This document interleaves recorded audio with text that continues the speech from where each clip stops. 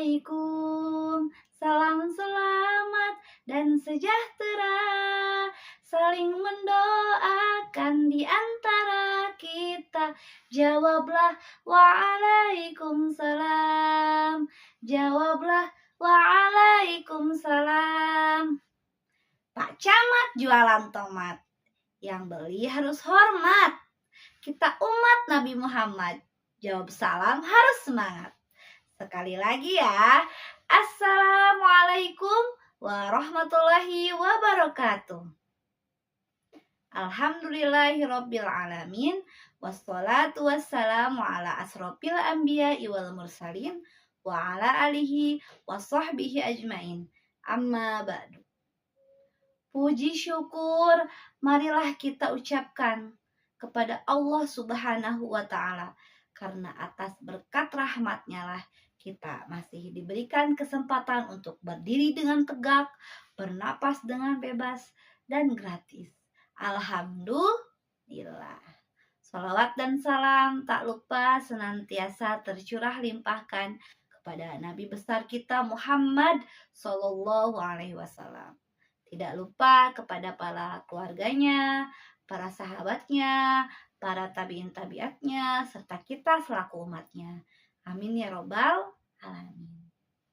Alhamdulillah, pada kesempatan kali ini saya Neng Silpi Nur Ajijah, perwakilan dari SDN Ciganiti 1, insya Allah akan menyampaikan pesan-pesan baik untuk kita semuanya. Dengan tema peduli dan berbagi terhadap sesama. Bapak Ibu, ada yang tahu nggak peduli itu apa? Peduli adalah kita peka terhadap orang lain atau sering dikenal dengan kata empati. Pada zaman sekarang tidak sedikit yang berempati, namun hanya niat untuk konten. Betul apa betul? Di kamera terlihat baik, tapi hanya untuk konten saja. Sungguh naudzubillahi min dzalik. Semoga kita terhindar dari sifat-sifat seperti itu. Nah, sesuai dengan Quran surat Al-Maidah ayat 2, yaitu wa ta'awanu 'alal birri wat taqwa, yang artinya tolong menolonglah kamu dalam kebaikan.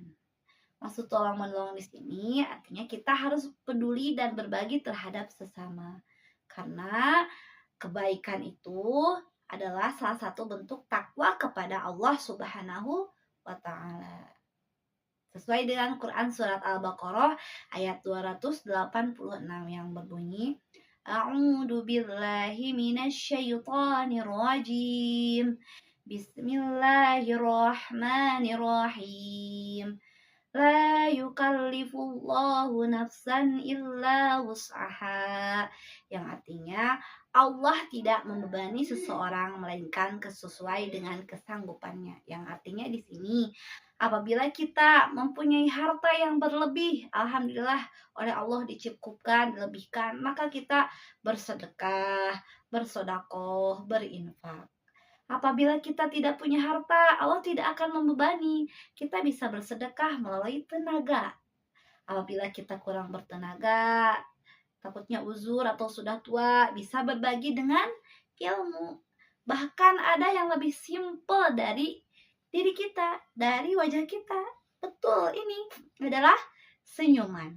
Sesuai dengan bunyi hadis At-Tirmidzi yang berbunyi tabassumuka fi wajhi ahika laka shadaqah, yang artinya senyummu itu di depan saudaramu adalah salah satu bentuk sedekah. Maka perbanyaklah senyum dengan ikhlas. Insya Allah kita sudah sering melakukan sedekah. Siapa tahu hati kita ikhlas melakukan senyuman, Allah ridho dengan senyum kita. Mudah-mudahan kita termasuk orang-orang yang Allah sukai.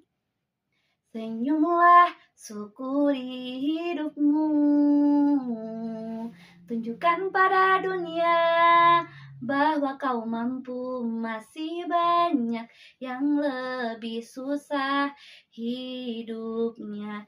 Senyumlah, syukuri hidupmu.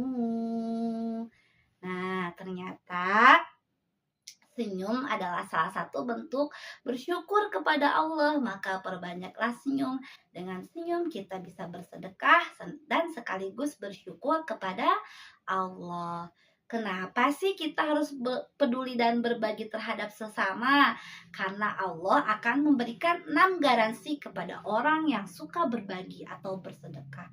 Bapak Ibu, masa kita kalah sama panci, sama barang elektronik sama panci aja punya garansi. Kita hidup di dunia masa sia-sia harus punya garansi dong.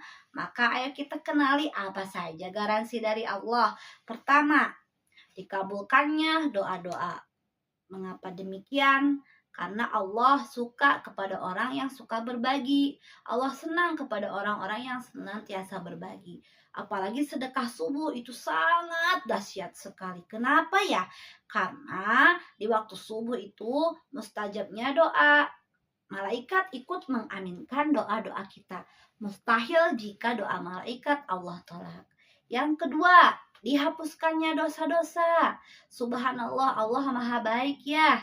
Dihapuskannya dosa-dosa kita. Kita berbuat salah, lalu kita bertobat, lalu perkuatlah dengan bersedekah. Yang ketiga, dijauhkan dari mara bahaya atau dari musibah. Maaf, mungkin barangkali ada yang pernah mengalami pagi-pagi udah buru-buru mau berangkat kerja, qadarullah di jalan ban motor kita kempes. Itu adalah cara Allah mengingatkan kita untuk bersedekah dengan caranya sendiri. Kan otomatis kita mengeluarkan uang untuk tambahan. Betul apa betul? Nah, Allah ingin kita selalu bersedekah atau melakukan kebaikan. Bisa jadi dengan cara itu Allah menjauhkan kita dari mara bahaya. Yang keempat, dilapangkannya kubur. Tentu saja jika kita berbuat baik di dunia, maka hikmahnya akan kita dapatkan di akhirat juga. Bahkan di dalam kubur juga kita akan dilapangkan.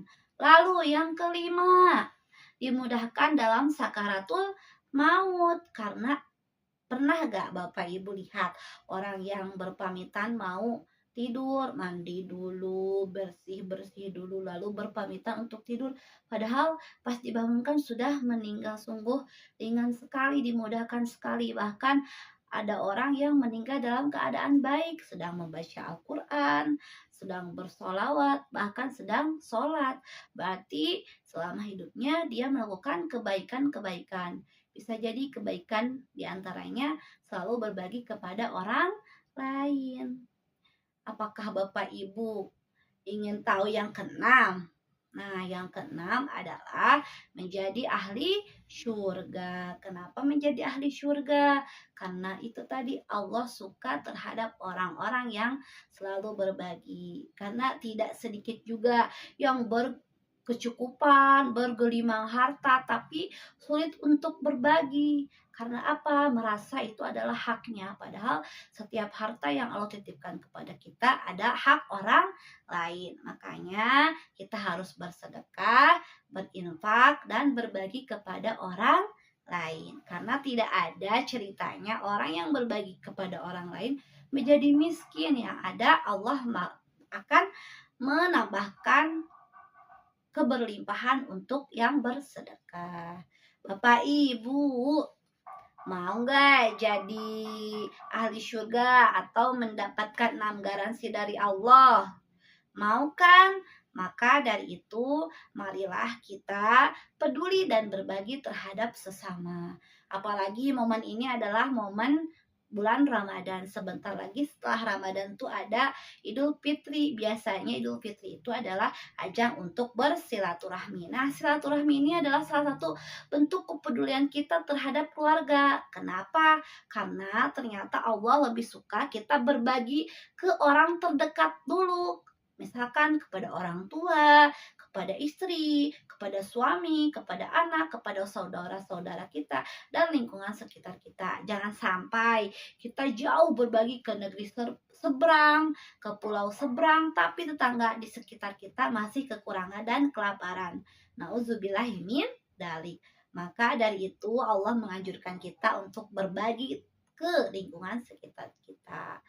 Nah, ajang silaturahmi ini adalah bentuk salah satu kepedulian karena kita saling menanyakan kabar, saling mengunjungi. Jangan sampai silaturahmi di acara Idul Fitri nanti menjadi ajang untuk pamer pakaian, pamer perhiasan, untuk hanya sekedar mencicipi makanan. Nah, itu kan niatnya salah ya. Itu malah jadi takabur atau malah menjadi sombong. Mulai dari sekarang kita niatkan silaturahmi itu adalah salah satu bentuk kepedulian kita. Nah, apabila kita diberikan Allah rezeki berlebih, maka silakan untuk membagi. Nah, budaya membagi THR itu adalah budaya baik, kita ambil sisi hikmahnya. Berarti kita berbagi terhadap keluarga kita sendiri. Kan keluarga kita menjadi bahagia, menjadi senang, maka kita pun akan merasakan kebermanfaatan dari berbagi tersebut. Hal yang paling penting dari peduli dan berbagi adalah hati kita menjadi tenang, karena tidak ada ketenangan yang bisa dibeli, Bapak Ibu. Ketenangan itu datang mutlak hanya dari Allah. Makanya kita sama-sama belajar untuk menjadi orang yang lebih peka terhadap lingkungan di sekitar kita, menjadi orang yang suka berbagi, menjadi orang yang peduli terhadap sesama. Baik, saya punya pantun nih sebelum ditutup. Ke warung beli lontong, makan lontong sama tahu. Ilmu mengajarkan kita tolong menolong. Jangan lupa amalkan setiap waktu. Akhirul kalam. Wassalamualaikum warahmatullahi wabarakatuh.